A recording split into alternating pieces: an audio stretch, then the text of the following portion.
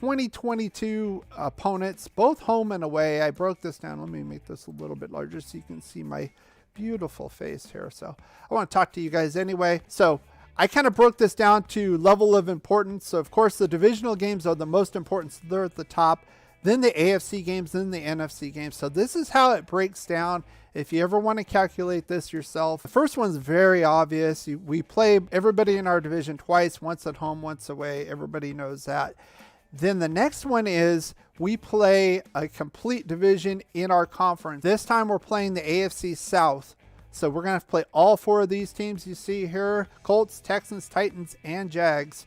Now, the determination for home and away is the way the NFL does it after this cycle. So we play every division every 3 years in the AFC, right? There's 4 divisions. There's our division and 3 other ones. So we cycle around every 3 years. We play the full division. The way they do it as far as home and away is the last time we played, the Titans and Jags were here, and the Colts and Titans were away. So they just flip-flop it. So that's how you can know it.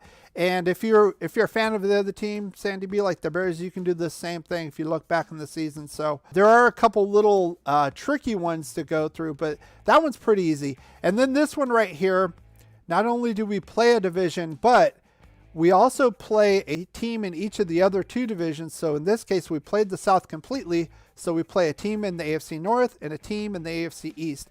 And that is determined by the final standings. Now, we finished in second place, right behind the Chiefs this year. So therefore, we're going to play the second place AFC East team, which is the Patriots, the second place AFC North team, which are the Pittsburgh Steelers. Now, the determination of home and away, again, the league does this when we go through the cycle where every 3 years where we play the South. Last time we did this, we hosted the AFC North team, and we went to the AFC East team. So they just flip-flop it every time. All right. Pretty easy to understand. Now, that is 12 of our 17 games, 6 with the division, 12 total in the AFC. Now, the other 5 games, we play a 17-game season, and we'll get to this one in a minute. We cycle every 4 years. We play a complete NFC division team. So this year, we're playing the NFC West coming up. So that's the Niners, Cardinals, Seahawks, and Rams. Again, the determination of home and away, they just cycle it. Last time we hosted these 2 teams, and we went on the road to these 2 teams, and they just flip-flop it. So 4 years from now, the 2026 season, it'll be back again. We'll be hosting these 2 teams. We'll be on the road. That's how you can figure this out. Same thing again. If you're wanting to calculate this for any other team, same rules apply. Now, they included a 17th game last year, and they put some modifications here. So they wanted to do it so that they didn't play the same team in the same cross division 2 years in a row. And it's based on how we finished. So last year we finished 3rd place. So we played the 3rd place team in the NFC North, which is the Chicago Bears. That was our 17th game. This year we finished 2nd, and we're playing the 2nd place team in the NFC South, which are the New Orleans Saints. Now, home and away, the way they determined it, the way the rules are set up, is that the AFC team got all the home games last season, and then next season will be NFC, and they just flip-flop back and forth. So that's why we're going to be at the Superdome playing against the Saints. So that is the breakdown of all of our opponents. Now, the only thing we don't really know yet is when we play these guys, which weeks we play. That's going to be determined by the league. We don't know yet as far as primetime games, Sunday night, Thursday night, Monday Night Football. But this is our breakdown. Just to give you my take on this, you can have your take as well. My take, this is going to be this is one of the toughest divisions, if not the toughest division in football, let alone the NFC.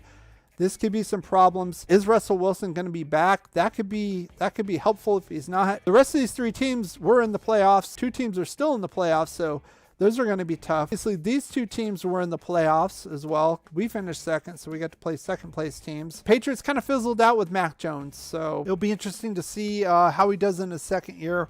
Steelers, who's going to be their quarterback? It's not going to be Big Ben. That could be an easy team. We pretty much owned that game in Pittsburgh last year. Not too concerned about that, to be honest with you. As far as AFC South, we get the Colts at home. We beat them at Lucas Oil Stadium. It'll be interesting to see if they stick with Carson Wentz. They probably will. So I would say this is a W right off the bat with Carson Wentz unless we screw it up. Houston, what's going on with Deshaun Watson? We don't know. These two are going to be interesting, though. Of course, the Titans, number 1 seed, got booted today by the Bengals. Just happened about an hour or so ago.